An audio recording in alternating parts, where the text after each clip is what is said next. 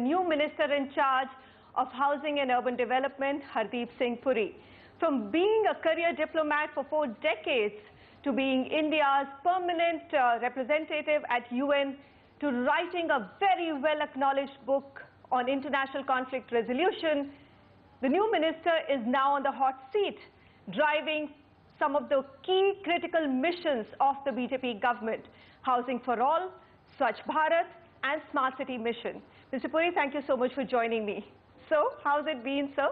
Almost 50 days or a little more than that. Has it been a roller coaster ride or a soft landing? Never a dull moment. Okay. It happened very quickly. It happened suddenly.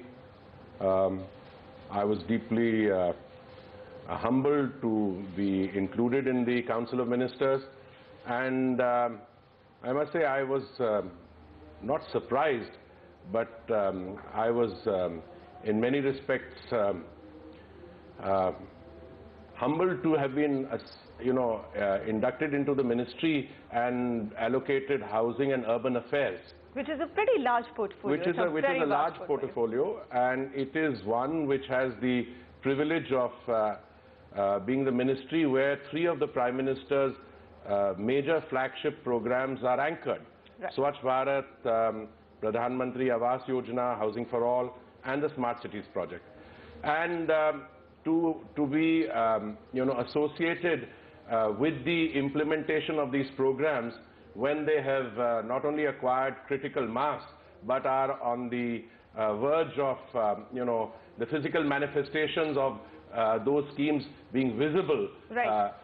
It's a great honor to be associated with that. All right. But having said that, I must say that it's been a sharp learning curve sort of a situation. I have no pretense that I know what I'm doing. Every day is a new learning experience, and I'm hoping that before too long I'm able to contribute to finding the little solution here and there which will make the implementation even more effective. A lot of work has been done, and I'm just privileged to have been brought in when the work is already done in front. All right, it's already on the roll. Okay, so you've kick-started your tenure making fortnightly appraisals and reviews mandatory. Is that helping? Well, it has just started. We started with the first fortnightly review just a few days ago, and that meeting is still not complete. Let me share with you my personal objectives. We need to measure the progress.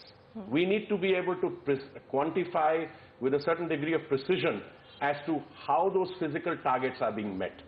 So I did not want to start it within the first month, because those would have been meetings which would not have been productive.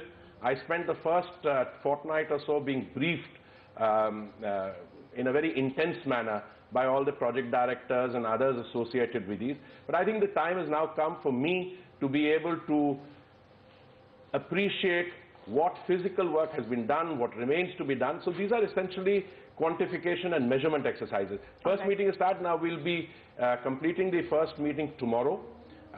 And then we will do this on a regular basis every fortnight. All right. So you said that you've come in at a time when most of these missions have achieved a critical mass. So let's pick up affordable housing, because housing contributes both to the social sector and GDP. Now, the numbers latest we have is 26 lakh homes, affordable homes have been sanctioned. What's working, what's not? Because you're still far away from the target. Well, let me try and put the number in perspective. In the 10 years of the UPA government, a total of 13 lakh homes in that category. We are talking about affordable housing, right, which by definition means the EWS, economically weaker section, the lower income group, and in December last year the Prime Minister added the middle income group. So in that section, roughly 13 lakh homes were approved in the previous 10 years. In the I think the scheme started in June 2015. Right. Since then we have approved or sanctioned 26 lakhs. Now, from my point of view, if you have to make, let's say, 1 crore affordable houses during the life and tenure of the scheme, that is the target on which you have to work backwards. So I started looking into it, and I'll give you a few examples of very interesting. I had the Andhra minister call on me the other day, and I raised the quantum and pace of affordable housing. And he gave me a very interesting answer. He said, look, we spent the first 8 months evaluating different technologies. What would work, what would be cost effective, what is required in terms of other factors which you have to look at. And he said, we've approved a particular technology, and he said, I will give you 5.6 million houses in 15 months. Now, if you look at this state-wise, if you look at how the other states are operating, clearly some states are doing very well. And you see the results of that in terms of structures which have already come up or in the process of being completed. Other states need encouragement. My own sense, based on very preliminary reviews, is that we will meet the target required. And the target is not always critically defined because, you know, you have different sections, etc. I'm sure that well before the 2020. No, absolutely. This is a 2020 thing, right, because it started in June 2015. So the 5-year period is in 20. Okay. I'm sure by 2019, or maybe even before that, we will have the results visible for all to see. All right. Despite the push to affordable housing, mid-income group through credit subvention and loan rates falling, interest rates have fallen quite substantially. They're in the range of 8.5%. Credit to the housing sector has actually touched an all-time low in July this year, and that's beginning to worry everybody, 10%. If you look at 4 years ago, this number was 20% growth, and that reflects also on what it could add up to the GDP number. How do you hope to revive the housing sector per se? Yeah, first of all, let me spend a minute or less on the importance of the affordable housing sector to the GDP figures and reviving the economy. I think this is a very important sector. It's a very large employer. But more than that, I think housing has an emotive appeal. I mean, as the son of refugees, people who were escaping the ravages of the partition and then came and sought shelter in refugee camps, I can tell you how important a small tenement is. And the kind of project that the Prime Minister has in mind makes it more so. You are looking at units between 30 square meters and 70 square meters, where the title of the unit will vest in the lady of the house or co-jointly with the lady of the house. Each tenement will have a kitchen, it will have a toilet. It has a transformative effect. But what are you looking at? You're looking at a situation in which government will provide the land. Government will also provide an interest, a subsidy to begin with, 1.5 lakhs to 2.5 lakhs depending on the category. Right. And then the government will also help you get, loans from the banks at favorable rates. Now, you are picking on one part. It is that the banks, I think you mean the public sector banks, have not been forthcoming and so on. I think there is a bit of a problem there. And I think that's a problem my secretary has addressed with the banking secretary's issue which is coming up. We need to encourage the banking sector that in the case of arrangements for the affordable housing sector, they have to be more forthcoming. But I think it's an issue being addressed. It may be part of a larger issue. There are NPAs, the sector needs cleaning up. And you haven't asked me the question, but I don't want to miss the opportunity of saying what I have to say. Look, after 70 years, the country has got a regulator in the real estate sector. Now, that's actually... I was going to come to that, Mr. Puri, but there's been a disappointment with the regulator because the stuck projects and home buyers were seriously disappointed. Sentiment's not reviving because of that, and most of the ongoing projects have found a way, or in the current regulations, have found a way to stay away from RERA. Can I just complete the picture? First, what did we have and what do we have now? You've got RERA in place, all right. You've got a insolvency bill there. You've got industry status to infrastructure, all right. Now you have to comply with the existing law. Now what seems to have happened in this case, is that when some states were complying with RERA, they tweaked the provisions of ongoing projects. Sure. Now that has led to problems, but now we are seized of the problem. We are looking at what can be done in terms of RERA. The state governments are dealing with the issue. The courts are involved with the problem. Are state governments dealing with it, sir? I certainly see evidence of several of the state governments that we've dealt with. I've had my additional secretary write a letter to the principal secretary of a large state adjoining Delhi, pointing out what we see as the problems. I've had my secretary dealing with the secretary in the Department of Corporate Affairs. As long ago as 25th September, I was barely a few days old in the job. Look, you've got to look at the problem in its totality. Right. It is not anyone's case that the problems of the home buyers should be given precedence over the banks, because banks don't also use their money. The banks use the money of small-time depositors. But in any arrangement which is arrived at, surely the buyers also have to be safeguarded. And I think that is what different agencies of the government are trying to do. But let me come back to your original question. Will we be able to kickstart, revive, and ensure that we get the Housing for All scheme done by its target date, which is June 2020? I have absolutely no doubt. We will do it. Yes, I think sometimes the pace takes time. I gave you the example of one urban affairs minister who told me that it took a long time. I've had people come to see me. There are expressions of interest from foreign investors. There are other domestic economic entities. People came and said, I will deliver you 1 million houses. Now, you've got 25 lakhs or 26 lakhs approved. I'm only 6 weeks old into the job. If we have another conversation 3 months down the road, I may be able to give you more specific details, but I'm optimistic. All right. You also touched upon the insolvency code, and there was a clear communication from your ministry and from you, sir, saying that, look, we have spoken to the finance ministry, to the corporate affairs ministry as well, to tweak the insolvency code to protect the home buyers' interest. If you look at the insolvency code and how it's evolved, sir, there have been several tweaks, and the government has been extremely proactive in making those changes because it's a new code and it needs to work. But in this case, it's taking time. Why? No, first of all, I don't want to be negotiating with my senior colleague, the finance minister, who also has additional charge of corporate affairs, through a press interview. But so I would just leave the actual stage of discussion. But you're hopeful that it will happen, and it will happen soon. No, it has to be done in a pragmatic manner. Well, let me ask you a question. If you get into something, many of the tweets which border on anger, on even hate mail that I get, are saying, what are you doing? So-and-so's coming in a chopper and you are not doing, why don't you arrest him? First of all, I'm not sure that even the home buyers want to give the powers to arrest to a union minister. I mean, you don't know how that power might end up being used, but I'm just this lighter way. I think the issue is the government is seized of the matter at every level. And I think what the ultimate test of this process is that the buyers, home buyers, and the affected sectors, home buyers particularly, the ones who are most adversely affected, get relief as we go along. There's no instant magic, but we are at it, and I can tell you, we will do the best we can. And you're also at the states for plugging the loopholes in RERA. Is that a clear message to the buyers who are stuck? I think the problem has been caused by some states. When the provisions of the ongoing projects in the RERA, when they adopted RERA, they changed it. They did it unilaterally. People have gone to court on that. Now, I don't want to finger point.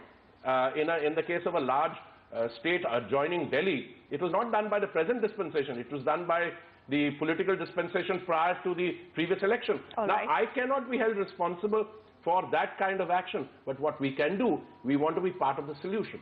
So we can encourage. But we can encourage within a rule-bound system where we use our margin of persuasion to encourage people, not by, responding to demands of arrest and, lock up and so on.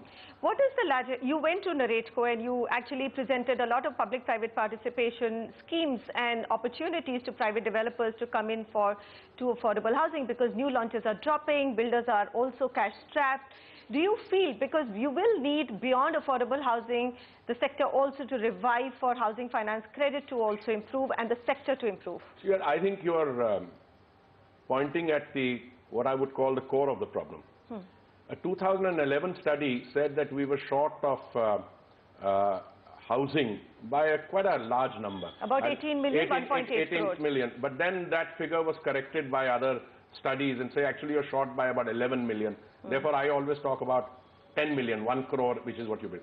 But in certain other sectors, you've got a problem, which is the upper segment, etc., where there's excess inventory. But why does that inventory take place? Because there was a fair amount of activity which took place in the absence of a regulator, in the absence of RERA. It took place due to certain other practices and habits which should not be there in a system which is functioning well. You have to sort out that mess.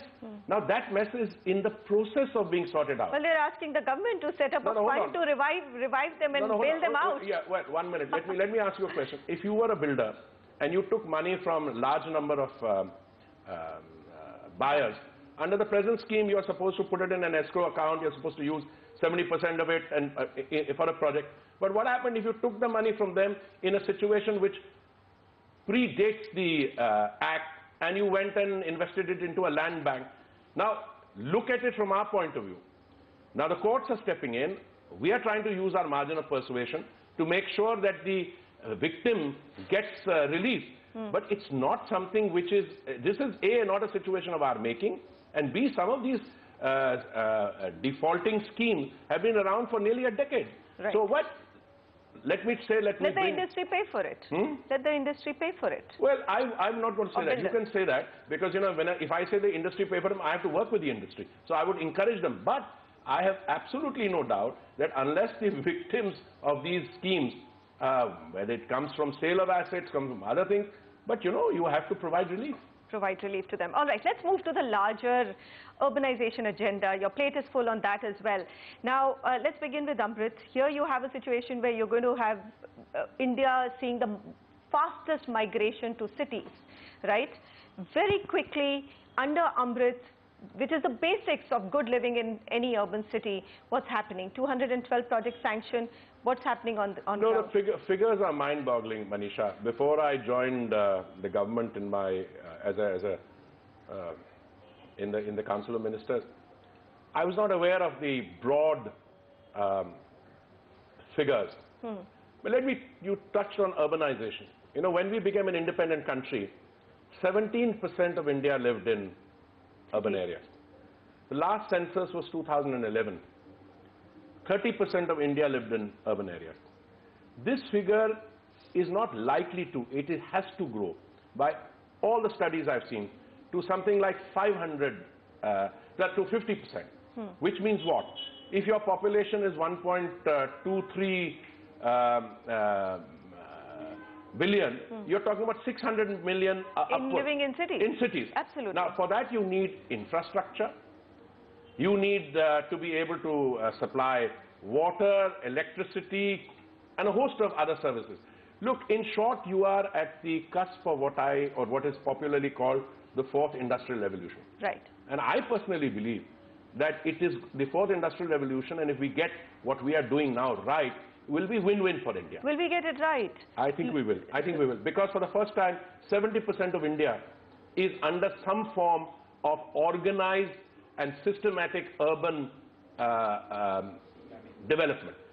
Our cities, unlike I know one city from the state where I come from, which was planned, it has a town planner, and you know what I'm talking about. But all the other cities have grown up autonomously. And they have grown up because the migration which has taken place. Look, for a long time we thought that we are an agricultural country. Still, agriculture is important. But if you look at the share of agriculture in the national GDP, it has come down.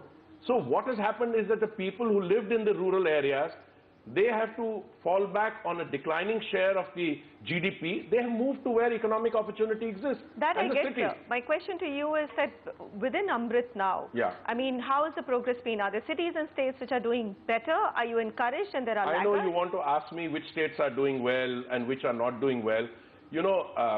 Fortunately, where I'm sitting just now, I would say out of the 27 states, 20 are doing really well.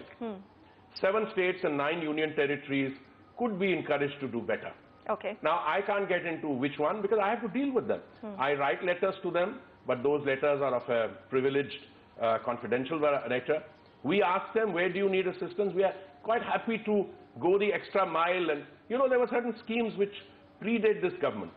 which were part of the, Jawaharlal Nehru JNURM, which right. wound up in 2000. We continued many of those things, continued the funding.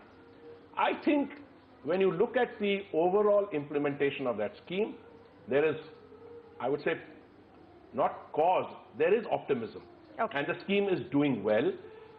So Amrit is doing well. That's your review. All right. We'll get into the specifics in another, give you some more time for that. Now let's come to the smart city mission. Lots of euphoria around it. 90 smart cities made the shortlist. Pune came out with a bond. There were ratings.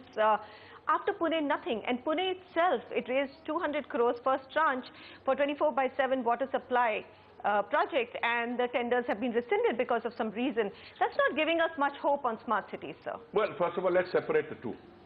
The overall smart cities project and the... How's the overall progress on ground? I think that if we were, first of all, $30 billion of expenditure has been sanctioned, approved, etc. By June 2018, you will begin to see the physical manifestation of all that has been done. And then I think your tone will become much more buoyant, and you will be upbeat in terms of what's happening. I have absolutely no doubt that this is a massive amount of work. A lot of money is going into that. The governments cannot spend all the money. Much of it will have to come from PPP, etc. There is something like 30,000 crores provided for through innovative PPP mode there. What's happened in Pune? Pune is the start of a process. There are other municipalities. None of the others have been able to raise a bond, No, but they're close to it. Several of them are close to it. Now, I don't want to get involved in what happened in an individual tender. You're not worried at all on the smart city mission? I'm not worried at all. Unlike you, I speak to the project director of the Smart Cities project maybe three or four times a week, and I look at it. I wasn't intending to do this, but I will. We are very soon coming up with a software where we are going to have every project of these major projects, every state, precise amount of money sanctioned, precise amount of money spent, and what the pace is. Now, we will be providing an executive summary of that in the public domain. The rest of it is for the states and us to use. And I think this system of selection of smart cities in terms of a competition, 90 have been done. We spent a fair amount of money. 10 more. The deadline was 31st October. I have requested it to be extended a little because, you need to make sure that everybody has an even playing field. I'm optimistic. All right. So then let's move to Delhi land pooling as well. You had a meeting with the Lieutenant Governor very recently. The sense is that it's a non-starter, and if you leave it in DDA's hand, it's always going to be a non-starter, because look at DDA's track record. In fact, on Twitter, as we've asked for some questions, people have been so excited to hear you, sir. The first question is, how will DDA even do land pooling? First of all, meeting with Lieutenant Governor, I have not had one. I've had several meetings with land. Okay. I joined here on 4th of September. And dozens of people reach out to me, talk to me, I get representation. One of the major concerns which I picked up early related to the farmers, and who said, look, we have this land, we have the small pieces, etc. How do we do? So I got a lot of, excitement generated on social media on land pooling. Now, we looked at it. We had several hours. The secretary took several meetings. I had meetings with the DD and others. We decided that this needed to be done with a slight difference. In other words, you don't transfer the title to the DDA, because that involves a whole set of other issues. The title will continue to vest with the owner, with the farmer, with the individual owner, whatever his or her occupation is. DDA will provide facilitation in terms of, if you have, say, 2 acres here, somebody has a little acre there, how do you manage it, and it will be done online. Okay, number one. Number two, I got a comment the other day. We have the systems, sir? No, we have the systems.